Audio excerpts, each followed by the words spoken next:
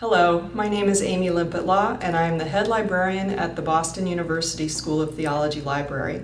The library has sponsored this series of video interviews of faculty members of the School of Theology. Our goal is to showcase, through these interviews, the current work of our faculty authors. Each video runs around 20 to 30 minutes and focuses on a recently published book by the faculty member. We hope these interviews will serve to introduce you to the remarkable work going on at the School of Theology. Enjoy.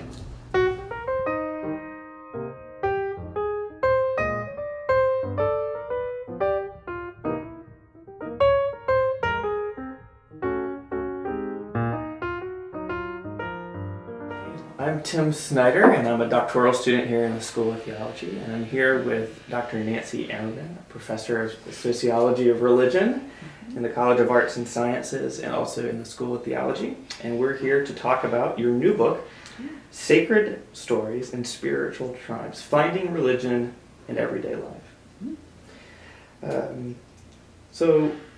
Some of your earlier work was around fundamentalism and the kinds of schisms that happen in denominations. They do happen. They do happen. They are happening, I suppose. How did you get interested, going from there to the everyday? It's a prominent category in Word in two of your the titles of your last two books. How did you develop this interest in the everyday? Well, after having spent a lot of time looking at things really at that kind of big cultural, organizational kind of level, one of the things that I was really interested in my field, in sociology, was the fact that so many people were wrestling with the old kind of theories that said we expected religion to disappear, and newer theories about how religion might be surviving in the modern world, and most of those theories I found pretty uninspiring because they mostly said that religion was going to continue in the modern world because people were trying to strike bargains with God for eternal life, and that just sort of didn't quite seem like what I thought I knew about the way religion was actually being lived in people's everyday lives. But the larger question was really, where do we find, if we're going to talk about religion surviving in the modern world, the old way of thinking about that was that the only way it could survive was either in a very sheltered sort of private space. So stay out of anything public, don't influence, the way people do their work, the way they vote, the way they do any of those kind of public things were, those are secular. We make all those decisions with empirical evidence, and none of that has anything to do with religion. So we could keep religion in this nice little box over here, or we could keep it in our heads. And as long as people are just sort of carrying it around privately in their heads, that's okay too. And I just wasn't really convinced that that was entirely the whole story. But I was also convinced that if you just ask people, on surveys, how religious are you? Or, does your religion dictate how you vote? That you weren't going to get a very good picture either. And that mostly how people understand their lives is by telling stories. So I figured, hey, it'd be fun to go out and ask people to tell stories about their everyday lives. But, your question was why everyday life? And my, the answer is that because that's where I was convinced the answers to the really big theoretical questions were. And as it turns out, some pretty interesting answers to more kind of practical questions about how religious organizations themselves think about what they're up to. You've written about this in other places, but you begin the book with this this wonderful phrase that a lot of folks have sort of grabbed onto now, golden rule Christians. And tell us, you open the book actually by talking about one of your informants, and you describe her as a golden rule Christian. Maybe you could tell us just a little bit about what are some of the contours? What's the shape? What makes somebody? What do I mean by golden rule What makes Christians? somebody a golden rule Christian? Yeah. Is it a good thing? Is it a bad thing? Neither. Yeah, well, say I put on the start of the book. I stumbled onto this notion back in the '90s quite by accident, and then it just kind of kept cropping up as an important way to understand things I was looking at. Yeah. And it certainly cropped up as a way to understand what I was looking at in these stories. What I was talking about when I first started to try to describe this was people who are, when they're asked, well, what does it mean to you to be a Christian? They don't say, it means I believe in the Father, the Son, and the Holy Ghost. They don't say, it means I believe in the Ten Commandments even, although occasionally that'll come up. They say, overwhelmingly, it means I try to live by the golden rule. It means I try to live my life by doing unto others as I would want them to do unto me. That there's this basic sense of caring for other people that built into that in some cases is a kind of impulse toward justice. That I want to I want everybody to have a kind of equal opportunity at being cared for, but the kind of practice dimension of everyday life, that whatever the Christian life is for these people, it's about the way they live their lives every day. Every day. I began to think about, well, if it's not about beliefs so much, but it's about sort of an orientation toward practice, how do we make sense of that? That, many times these people don't in fact have very orthodox beliefs. They may or may not be really, really good church members, but they have some sense of the church is an important institution and probably important for them to be a part of in one way or another. So they're connected to the tradition, they're connected to the church, but again, not the kind of stellar church members that every pastor would like to point to and say, there's the person who can recite the catechism and who's there every Sunday and whatever. Yeah. And the argument was basically that this form of relating to the Christian tradition was actually probably the dominant form of Christianity in the American context. And that, oh, by the way, actually, other religions have a golden rule too, and that there probably is a kind of form of golden rule Christianity that you would find that would be golden rule Judaism, which after all we borrowed it from to begin with.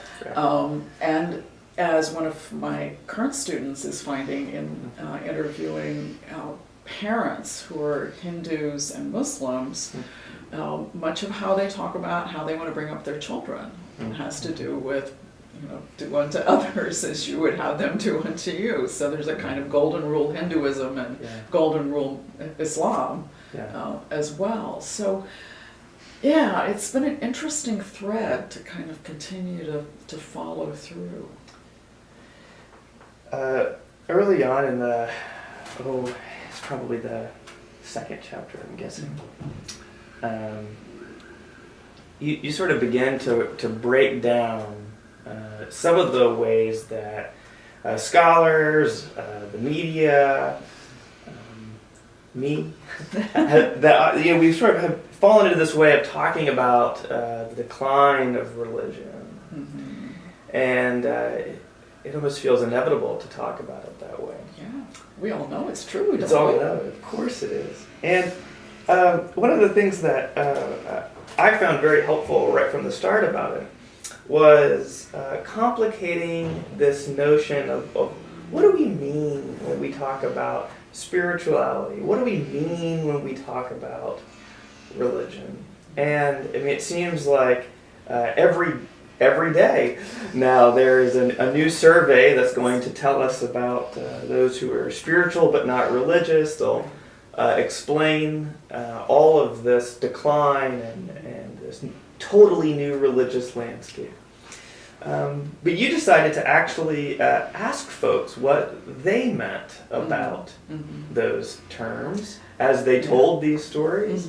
And I'm wondering if you would maybe just share a little bit about how that sort of mapped out. How did that sort of, what did you learn in that? It was one of the most interesting parts of this study. We were asking people to really just to tell us stories about their everyday lives and where any form of religion or spirituality entered into that everyday life experience. And inevitably people would say, well, what do you mean by spirituality?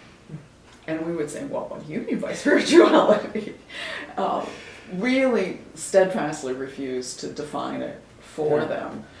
And mostly just listen to the way it came up in their conversation, rather than going through and looking for, here's everybody's definition of spirituality. We would listen in the stories for the places where people would say, well, that was a really spiritual experience. Or, I'm really trying to develop my spirituality by, and just listening to the kind of uses of the term. And the way it ended up mapping out two big, kind of broad, different kinds of uses. One we called theistic spiritualities, where the spirituality, when people talk about being spiritual, they're really talking about some sort of a relationship with God, or because we had pagans in our study with goddesses and other divinities.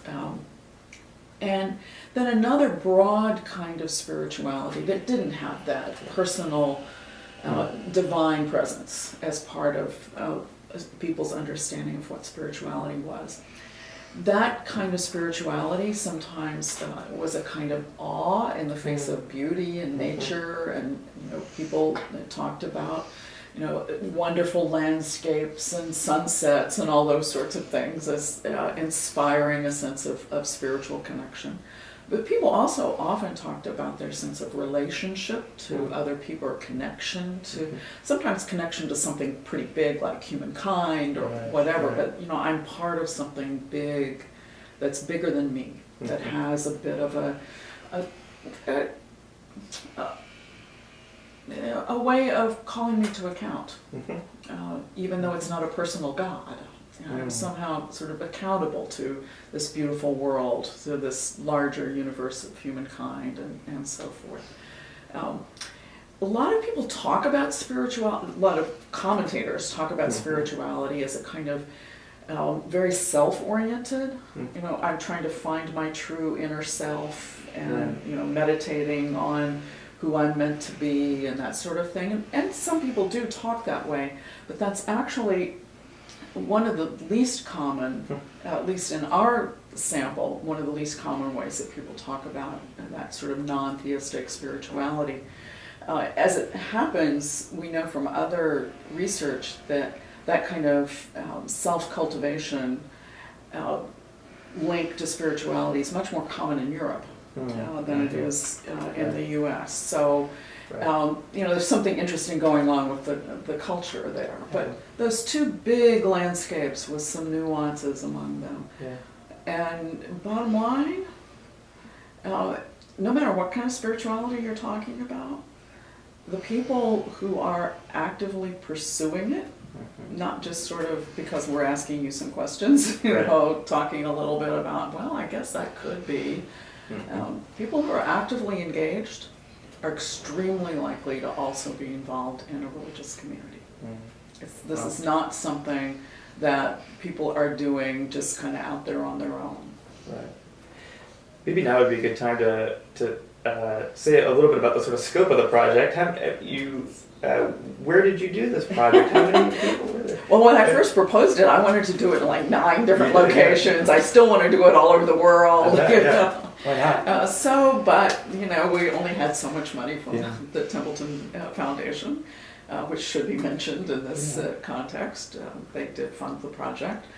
So we worked in Boston and Atlanta, both urban locations. So we don't have much of a read on a small town, Midwest, whatever. But Atlanta and Boston are pretty different. And in fact, they did show up pretty different, mostly because of the different mix of religious traditions that are present in the two places. So we sampled folks in order to, as best we could, kind of mirror the religious distribution in the country as a whole. So, a certain number of liberal Protestants and a certain number of conservative Protestants and a certain number of Catholics and a certain number of Jews and a certain number of African American Protestants. And then in the overall surveys, almost everybody else sort of gets lumped into other. So our other, in this case, was unaffiliated people, people who had claimed no religious tradition at all, Mormons, who have a very different sort of relationship to American religious history than Protestants and Catholics, and our neo-pagans. So people who brought very different kinds of religious traditions into the mix. So we have 95 people, not a huge sample, but we did really deep engagement with each of those 95 people. And used a variety of storytelling methods. Started off with a kind of oral history style, having people take us through their life story. Left them with cameras, little throwaway cameras, and said, go photograph the important places in your life. We eventually brought back the pictures and said, okay, tell us the stories about these places. And then we left them with digital recorders for 2 periods of time over about a 6-month span, and had them do oral diaries to tell us, what happened today. So very different kinds of stories. We got different kinds of information from the different stories, but hanging out with people over a period of 6 to 9 months, they really came to trust us and to tell us really quite intimate kinds of stories about their lives. So we got incredibly rich data. When you did the photos, what was maybe just some of the most interesting or surprising photos you got back? Did they even photograph things you thought they would, or what was it? Well, they photographed some of the things I thought they would. I thought people would take pictures of their dining tables, and fair enough amount of them did, or their gardens, or things like that. I love the picture that somebody took of a stoplight, actually an intersection, but the point was partly the stoplight and partly just the buildings that were there, and that this is a place that when I'm taking my son to school every morning, we always get caught at this light. And I just love the way the sun comes off the buildings at that time of the morning. And it was just an interesting little everyday, this is a piece of this woman's life.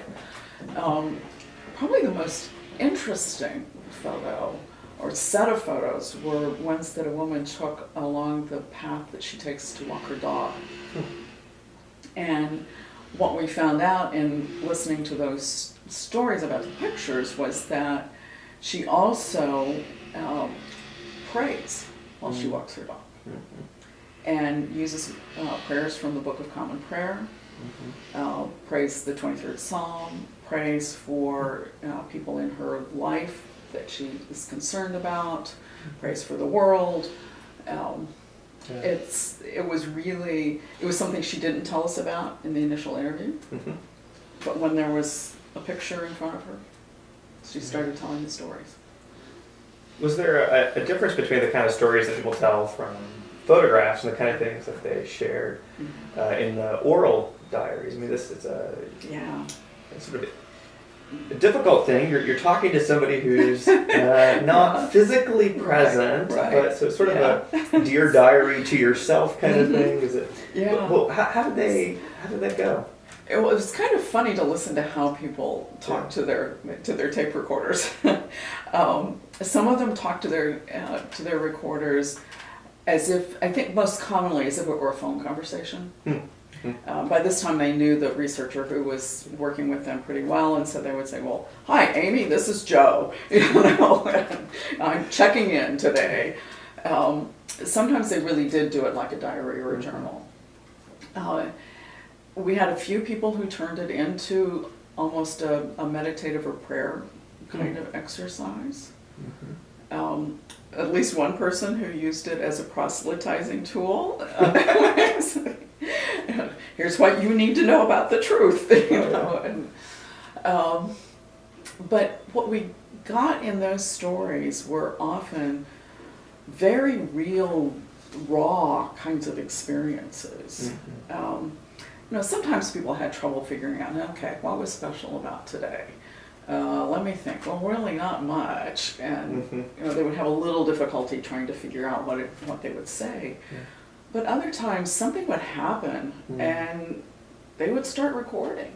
And we had one person who got a diagnosis of lung cancer while he was doing his daily recordings, and so you know, he was telling the stories about we went to the doctor today. Oh, we went back to the doctor today and got the results, and you know, we heard this really, you know, poignant story, and his wrestling with what does this mean and what do I do with this. Another woman sort of confided in her recorder when she was having a fight with her husband.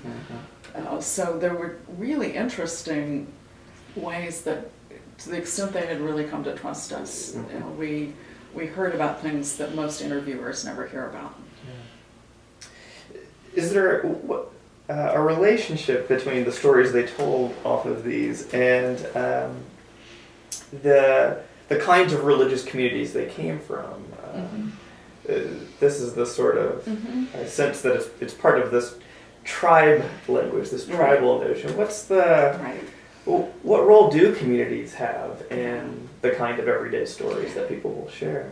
Well, the kind of bottom line of the book is that people who are able to see spirituality in their everyday lives are people who have a community of people in which their spirituality and their everyday lives are talked about.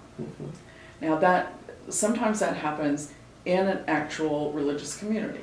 So you are in a community, you're in a women's prayer group, you're in a, you know, the altar guild or whatever, and you're not only talking about prayer and dressing the altar and so forth, but you're also talking about politics and what's happening in the neighborhood, and I'm worried about my husband's health, and all those kinds of everyday concerns are there in the mix. And as people are bringing those things together in their religious communities, we find that translates over. But sometimes the tribe, if you will, the conversational group is also, it actually happens in these other places. So if you have a group of people at work, for instance, that you see as spiritually or religiously similar to you, and you actually maybe occasionally talk about something spiritual with these people at work, then you're much more likely to actually see your work as something that has spiritual dimensions. And so wherever the little conversational spaces, the connections between everyday and spiritual happen, it's what's critical is having these conversational spaces. And the boundaries between those sort of sacred spaces and the so-called secular spaces need to be pretty permeable so that the things can flow in and out. And so you have chapters then on the home and families and on work and public lives and especially like the chapter I was going to say on health, illness around matters of bodies and life and death. That seems to push back then on this sort of bifurcated notion that sort of religion has its own little place, and it makes me wonder what kinds of theoretical or sort of scholarly moves do we need to make sort of going forward if religion maybe on some measures is in certain ways perhaps declining, but is still, as you say, sort of permeable, the way that it floats from sort of domain to domain. What do we need to be paying attention to? What do we still need to understand about how religion works in the everyday? Well, I think we still need to keep an eye on the social dimensions of this, that it's still not a matter of just people all carrying it around in their heads. Yeah. If we don't have the gathered spaces, the tribes, then I think we can talk about a real decline in the presence of any kind of spiritual or religious tradition or impulse in everyday life. So I think what that says is we can't depend on just doing individual survey measures to find out much of anything. Some of those questions will help, but we really, I think, are going to have to do some more good ethnographic work in a variety of kinds of locations. So we're not just talking anymore about studying religion by going and doing an ethnography of a congregation. We need to be able to study religion by going and doing an ethnography of, as a number of people are now, hospital chaplains' offices, or of a workplace, or of a group of workers. There's a wonderful study of Bangladeshi taxi drivers, asking, how they practice their Muslim traditions. When they're driving, they're driving taxis. How are they going to do this? So, and if we were measuring mosque attendance, we'd miss these guys. But if you actually follow them around, you discover they're stopping at certain, ethnic restaurants, and there's a back room, and they all know that at certain prayer times they can get out of their cabs for a few minutes and go do their prayers. You don't find that out if you stay in the institutions, which is not to say that the institutions aren't important. It's just that we have to broaden out our scope, I think. Cool. Thank you very much. You're very welcome.